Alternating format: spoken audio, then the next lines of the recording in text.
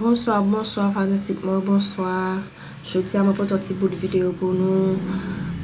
Nou kon salye deja, mwen pote ti video sa pou nou. Pou nou apren konen kek bagay kap pase nan mod la.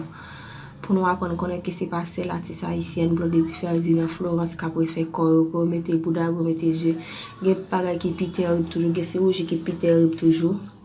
Ke mouda avek tete, nan boy aktris sa yo nan gade la nan imaj la kap pase, se aktris ki tete re seksi nan kor yo, nan visaj yo, nan bouch yo, yo refe kor yo. Nan pou etou gen nan yo ki te noir, ki vin blanche, se ke yo pare me couleur noir yo. Nan pou gen la dan yo ki refe jye yo, souci yo, bouch yo. Gen nan video nan gade la. Prochaine vidéo mwen pou m'lage pou nou ma plage yo avec tout non, mais jodi mwen lage yo comme ça parce que moi pas vinn prendre un peu de temps pour me faire parler ça avec moi jodi. Moi souhaite nous abonner à la chaîne là si nous pas ko faire. Moi dis nous partager l'examen nos famille nous et like tout qui tout petit commentaire pour moi en bas vidéo n'a regarder là. Actrice ça yo na pou yo gen bon blanche yon bon noir, se ki yo pa reme koule noir, gen bouche te seksi, yal repopi ki nan bouche yo, fe bouche yo vin piko, yo deforme takou yon baka. Actrice sa yon ap gade la, se actrice mexicaine, actrice japonaise, actrice américaine, tout l'autre nation ki nan ap gade la jodi.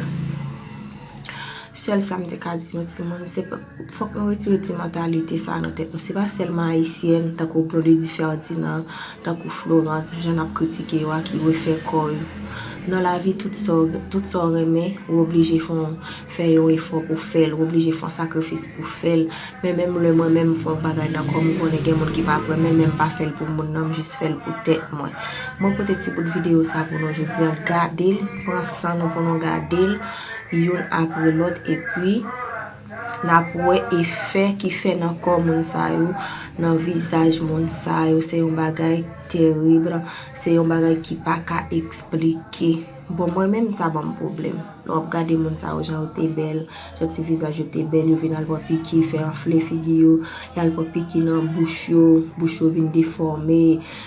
Imagine yo refait nez yo refait tout bagay dans corps yo net ti moun gen moun tou ou kop gade une belle fille, elle refait col fille semblant bakal semblant démon.